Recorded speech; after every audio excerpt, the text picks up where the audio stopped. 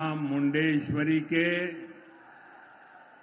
ई पावन भूमि पर रउआ सबके अभिनंदन करतानी।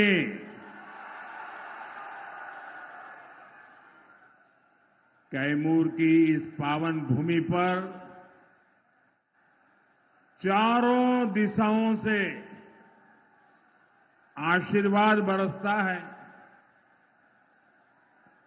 मां विंध्यवासिनी, मां ताराचंडी,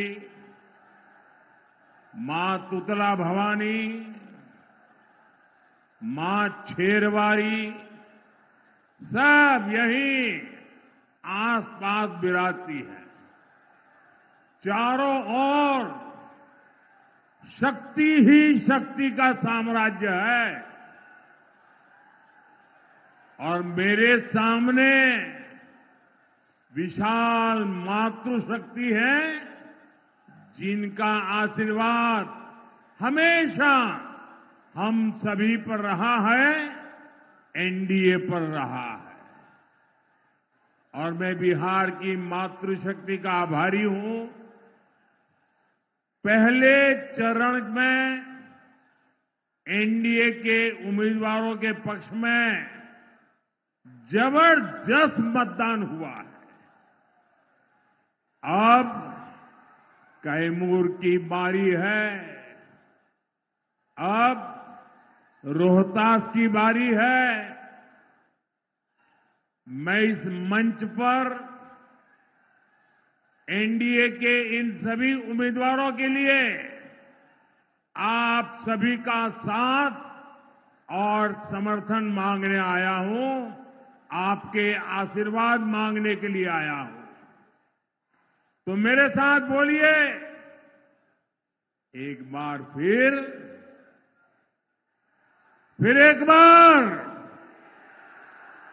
एक बार एनडीए सरकार, फिर एक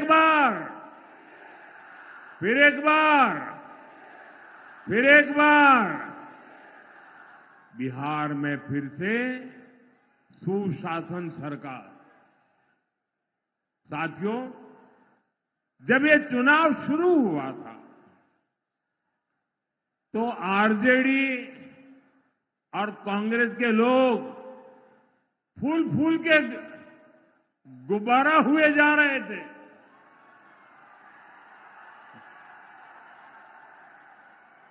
और आरजेडी और कांग्रेस के नामदार आसमान पर पहुंच चुके थे। लेकिन चुनाव प्रचार के दौरान आरजेडी कांग्रेस के गुब्बारे की हवा निकलनी शुरू हो गई और कल पहले चरण के बाद इनका गुब्बारा पूरी तरह फूट गया है। अब तो आरजेडी कांग्रेस का इकोसिस्टम, उनके समर्थक भी कह रहे हैं फिर एक बार।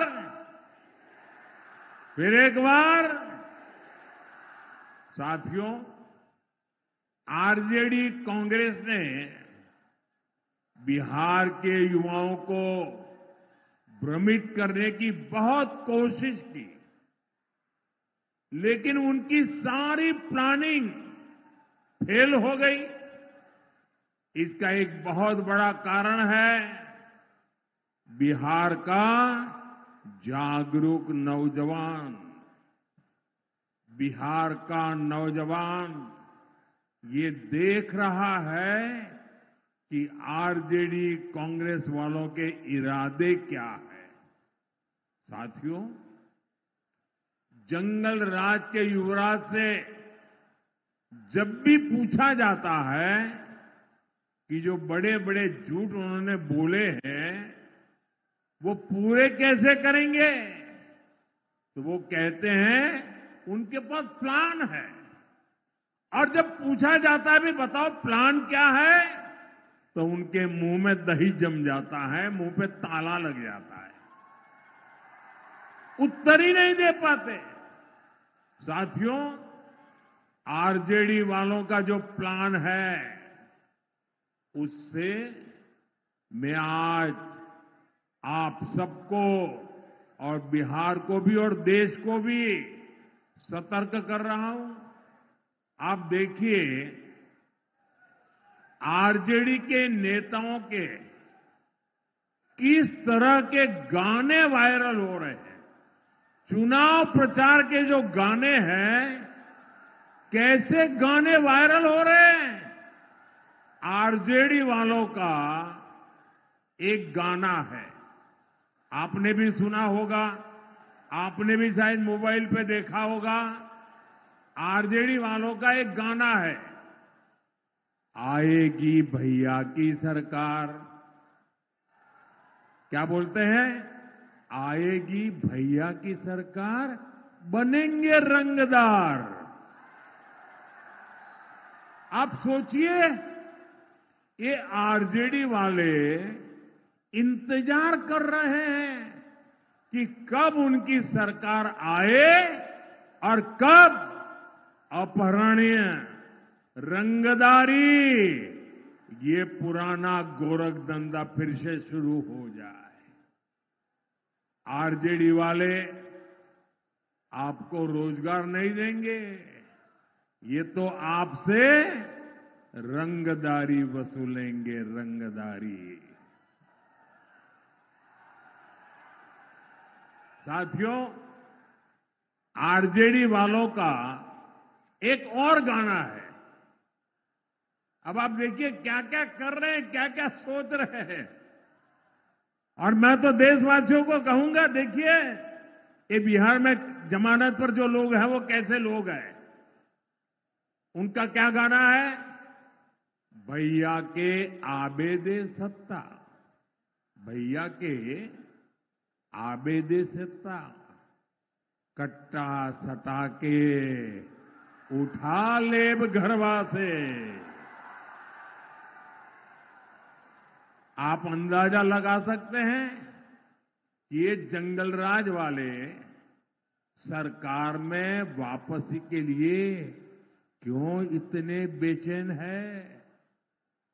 इन्हें जनता की सेवा नहीं करनी, इन्हें जनता को कट्टा दिखाकर लूटना है, लूटना। उन्हें घर से उठवा लेना है। साथियों, आरजेडी का एक और गाना चल रहा है।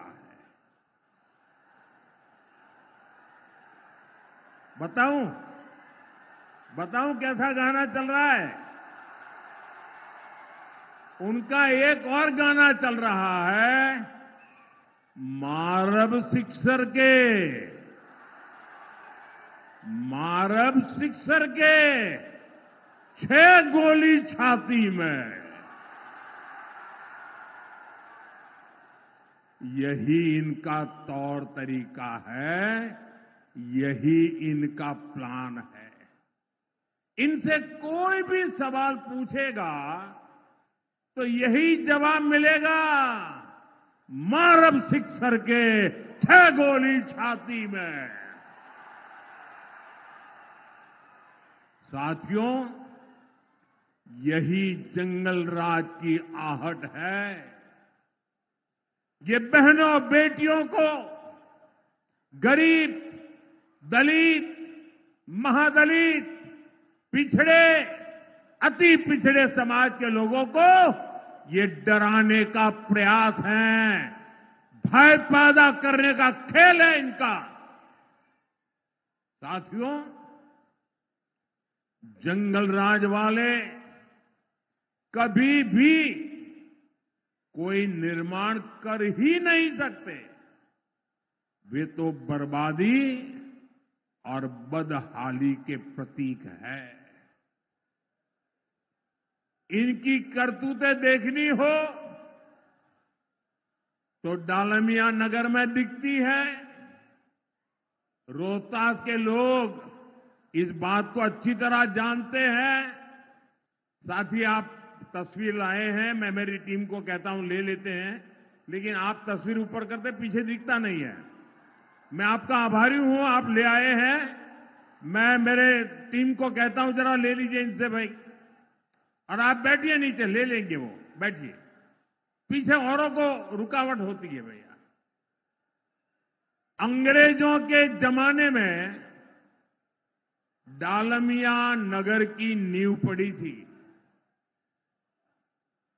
दशकों के परिश्रम के बाद एक फलता फूलता औद्योगिक नगर बनता जा रहा था, लेकिन फिर से कुशासन वालों की राजनीति आ गई, कुशासन की राजनीति आ गई, जंगल राज आ गया, फिरौती, रंगदारी, करप्शन, कट कमीशन, हत्या, अपहरण, धमकी, हड़ताल, यही सब होने लगा। देखते ही देखते जंगल राज ने सब कुछ तबाह कर दिया। साथियों, जंगल राज ने बिहार में विकास की हर संभावना की भ्रूण हत्या करने का काम किया था। मैं आपको एक और उदाहरण दिलाता हूं। आप कैमूर में देखिए, प्रकृति ने क्या कुछ नहीं दिया है। ये आकर्षक पर्यटन स्थलों में एक महत्वपूर्ण स्थान हो सकता था, लेकिन जंगल राज ने ये कभी होने नहीं दिया। जहां कानून का राज न हो, जहां माओवादी आतंक बढ़ रहा हो, क्या वहां पर कभी कोई टूरिज्म जाएगा क्या? जाएगा क्या? जरा बताइए ना, जाएगा क्या? नहीं जाएगा ना। नीतीश जी ने आपके इस क्षेत्र को उस भयानक स्थिति से बाहर निकाला है। मुझे खुशी है कि अब धीरे धीरे यहां पर्यटकों की संख्या बढ़ने लगी है। जिस करकटगढ़ वाटरफॉल, उस वाटरफॉल के आसपास माओवादी आतंक का खौफ होता था, आज वहां पर्यटकों की रौनक रहती है। यहां जो हमारे धाम है, वहां तीर्थयात्रियों की संख्या लगातार बढ़ रही है। जागृत देवता हर्षु ब्रह्म के दर्शन करने लोग आते हैं। आज यहां नक्सलवाद, माओवादी आतंक दम तोड़ रहा है। साथियों, यहां उद्योगों और पर्यटन की जो संभावनाएं बनी है, इसका हमें और तेजी से विस्तार करना है। देश विदेश से लोग यहां बिहार में पूंजी लगाने के लिए तैयार है। बस उन्हें लालटेन, पंजे और लाल झंडे की तस्वीर भी नहीं दिखनी चाहिए। अगर दिख गई तो दरवाजे से ही लौट जाएंगे। इसलिए हमें संकल्प लेना है, हमें बिहार को जंगल राज से दूर रखना है। साथियों, बिहार के इस चुनाव में एक बहुत ही खास बात हुई है। इस चुनाव ने कांग्रेस आरजेडी के बीच लड़ाई को सबके सामने ला दिया है। कांग्रेस आरजेडी की ये जो दीवार है ना, ये टूट चुकी है और कांग्रेस आरजेडी की टूटी दीवार पर ये लोग चाहे जितना पलस्तर कर लें, अब दोनों पार्टियों के बीच खाई गहरी होती जा रही है। पलस्तर से काम चलने वाला नहीं है। आप देखिए, इस क्षेत्र में भी कांग्रेस के नामदार ने रैलियां की, लेकिन पटना के नामदार का नाम नहीं लिया। कितनी छुआछूत है देखिए, वो पटना के नामदार का नाम लेने को तैयार नहीं। कांग्रेस के नामदार दुनिया जहां की कहानियां कहते रहते हैं, लेकिन आरजेडी के घोषणा पत्र पर कोई सवाल पूछे कि आरजेडी ने बड़े बड़े वादे किए, क्या कहना है, तो कांग्रेस के नामदार के मुंह पर ताला लग जाता है। ये कांग्रेस के नामदार अपने घोषणा पत्र की झूठी तारीफ तक नहीं कर पा रहे। एक दूसरे को गिराने में जुटे ये लोग बिहार के विकास को कभी गति नहीं दे सकते। साथियों, ये लोग अपने परिवार के अलावा किसी को भी नहीं मानते। कांग्रेस ने बाबा साहब आंबेडकर की राजनीति खत्म की, क्योंकि बाबा साहब आंबेडकर का कद ये दिल्ली में बैठे शाही परिवार से ऊंचा था। इन्होंने बाबू जगजीवन राम जी को भी सहन नहीं किया। सीताराम केसरी, उनके साथ भी ऐसा ही किया। बिहार के ऐसे एक से बढ़कर के एक दिग्गज नेता को अपमानित करना, यही शाही परिवार का खेल रहा है। जबकि साथियों, भाजपा के एनडीए के संस्कार सबको सम्मान देने के हैं, सबको साथ लेकर चलने के हैं। हम तो गौरव से कहते हैं, हमें लाल मुनि चौबे जी जैसे वरिष्ठों ने सिखाया है, संस्कार दिए हैं। यहां भभुआ में भाजपा परिवार के पूर्व विधायक आदरणीय चंद्रमौली मिश्रा जी भी हमारी प्रेरणा है। अब तो वो 100 के निकट जा रहे हैं, 96 हो चुके हैं। और जब कोरोना का संकट आया तो ऐसे हमारे सभी सीनियर को मैं फोन कर रहा था, तो मैंने मिश्रा जी को भी फोन किया, चंद्रमौली जी से मैंने उनके हालचाल पूछे, और मैं हैरान था, ये उम्र, लेकिन फोन पर वो मेरा हाल पूछ रहे थे, मेरा हौसला बढ़ा रहे थे। ये इस धरती में आदरणीय चंद्रमौली मिश्रा जी जैसे व्यक्तियों से सीखते हुए हम भाजपा के कार्यकर्ता आगे बढ़े हैं। साथियों, ऐसे वरिष्ठों से मिले संस्कारों ने हमें राष्ट्रभक्तों का, देश के लिए जीने मरने वालों का सम्मान करना सिखाया है। इसलिए हमने बाबा साहब आंबेडकर से जुड़े स्थानों को पंच तीर्थ के रूप में विकसित किया। और मैं तो काशी का सांसद हूं, मेरे लिए बड़े गर्व की बात है कि बनारस संत रविदास जी की जन्मभूमि है। संत रविदास की जयंती पर मुझे कई बार वहां जाने का सौभाग्य प्राप्त हुआ है।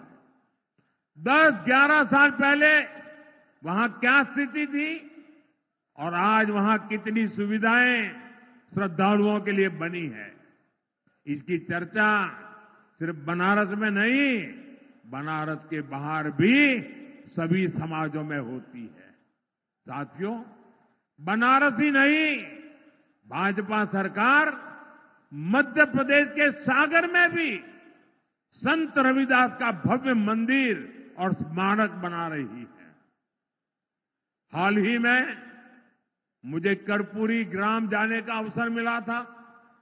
वहां पिछले कुछ वर्षों में सड़क, बिजली, पानी, शिक्षा और स्वास्थ्य से जुड़ी सुविधाओं का विस्तार हुआ है। कर्पूरी ग्राम रेलवे स्टेशन को आधुनिक बनाया जा रहा है।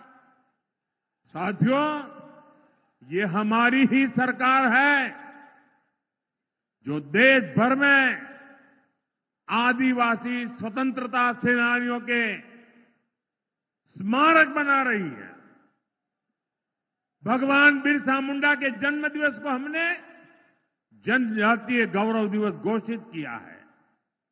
1857 के क्रांतिवीर वीर कुंवर सिंह जी की विरासत से भावी पीढ़ी प्रेरित हो, इसके लिए हर वर्ष व्यापक तौर पर विजय दिवस का आयोजन किया जा रहा है। साथियों, कैमूर को धान का कटोरा कहा जाता है।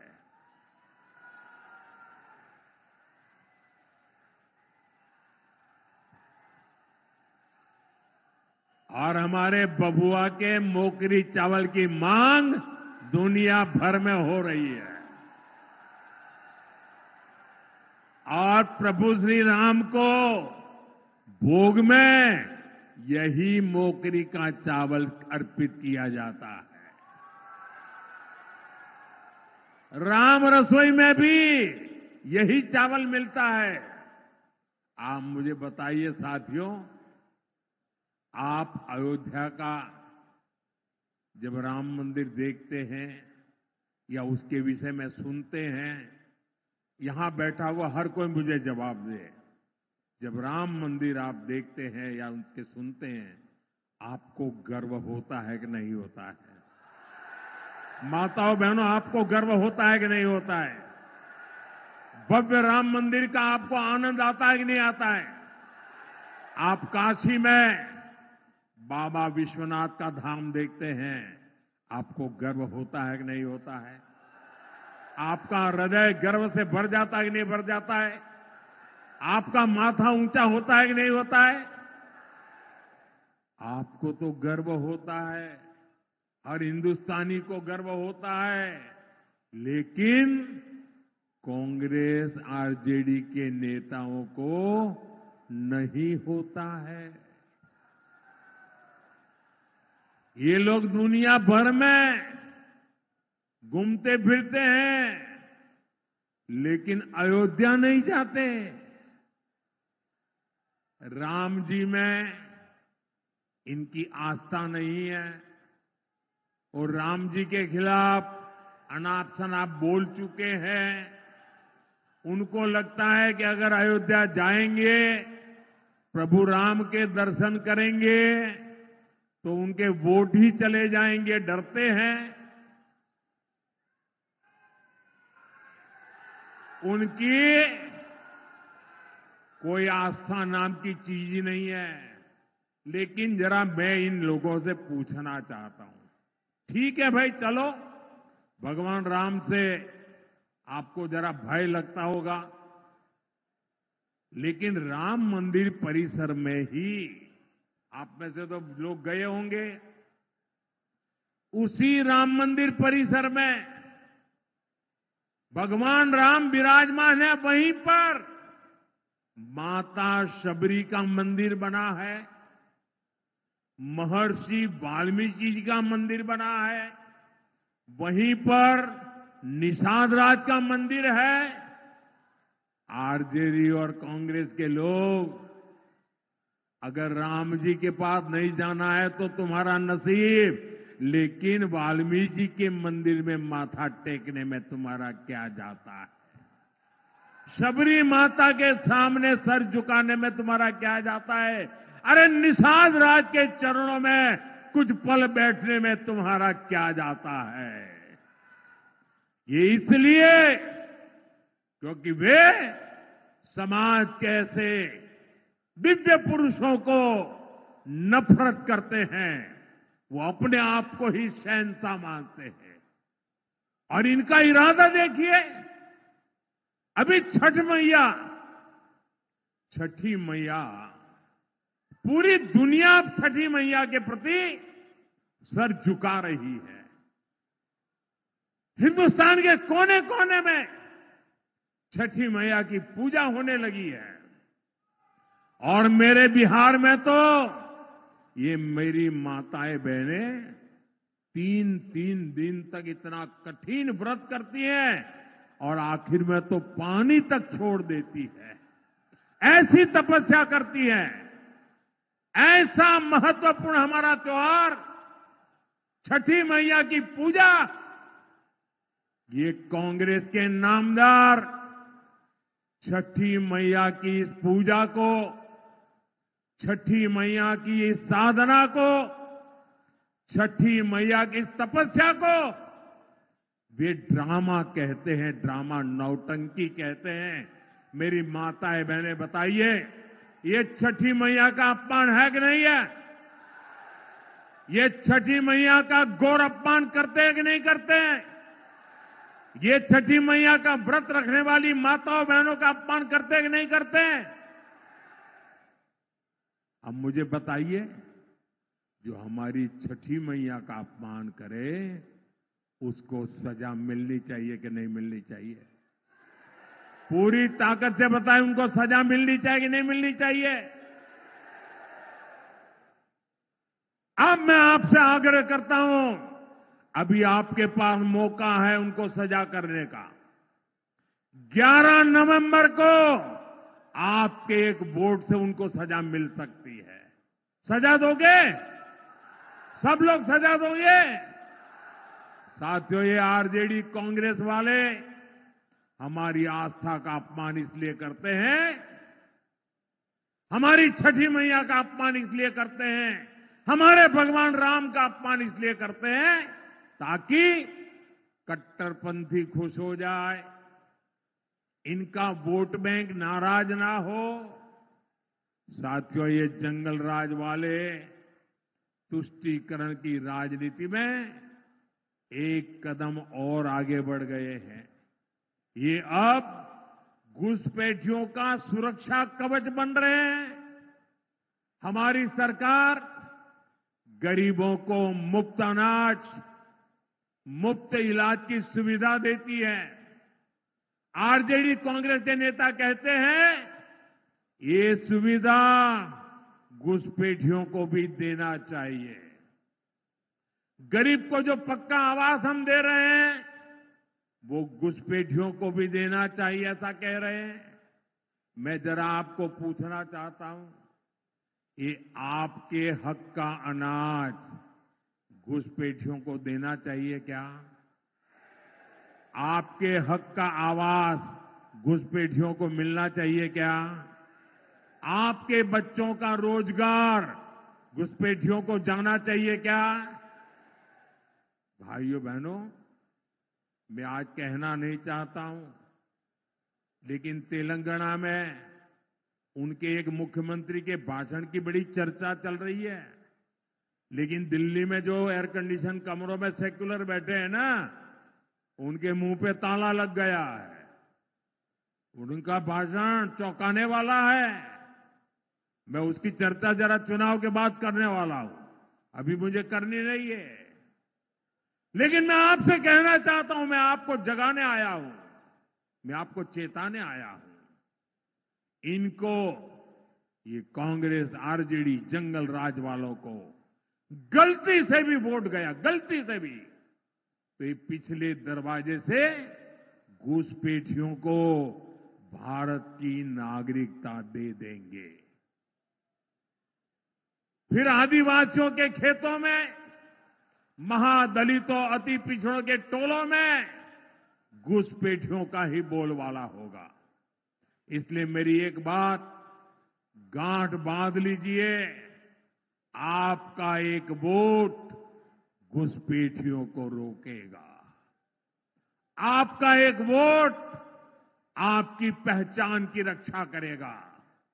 साथियों, नरेंद्र और नीतीश की जोड़ी ने बीते वर्षों में यहां रोड, रेल, बिजली, पानी, हर प्रकार की सुविधाएं पहुंचाई है। अब इस जोड़ी को और मजबूत करना है। पीएम किसान सम्मान निधि के तहत किसानों को भी 6,000 रुपये मिलते हैं। बिहार में फिर से सरकार बनाने पर 3,000 रुपया और अतिरिक्त मिलने वाले हैं, यानी कुल 9,000 रुपया मिलेंगे। मछली पालकों के लिए भी पीएम मत्स्य संपदा योजना चल रही है। केंद्र सरकार मछली पालकों को किसान क्रेडिट कार्ड दे रही है। अब एनडीए ने मछुआरे साथियों के लिए जुब्बा सहनी जी के नाम पर नई योजना बनाने का फैसला लिया है। इसके तहत मछली के काम से जुड़े परिवारों को भी 9,000 रुपये दिए जाएंगे। साथियों, डबल इंजन सरकार का बहुत अधिक फायदा हमारी बहनों बेटियों को हो रहा है। हमारी सरकार ने बेटियों के लिए सेना में नए अवसरों के दरवाजे खोले हैं। सैनिक स्कूलों में अब बेटियों भी पढ़ाई कर रही हैं। यहां नीतीश जी की सरकार ने बेटियों को नौकरियों में आरक्षण दिया है। मोदी का मिशन है कि बिहार की लाखों बहनें लखपति दीदी बने। नीतीश जी की सरकार ने भी जीविका दीदियों के रूप में बहनों को और सशक्त किया है। साथियों, आजकल चारों ओर मुख्यमंत्री महिला रोजगार योजना की चर्चा है।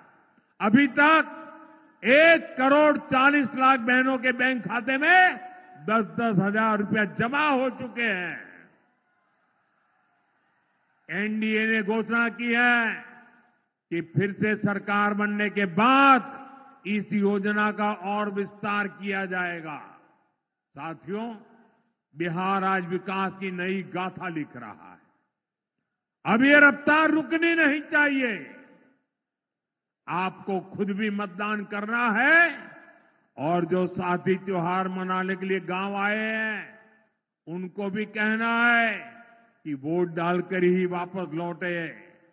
याद रखिएगा, जब हम एक एक बूथ जीतेंगे तभी चुनाव जीतेंगे। जो बूथ जीतेगा वो चुनाव जीतेगा। एक बार फिर मैं अपने इन साथियों के लिए, मेरे सभी उम्मीदवारों से मैं थोड़ा आग्रह करता हूं, आगे आ जाइए। बस इतना ही रहेंगे तो चलेगा।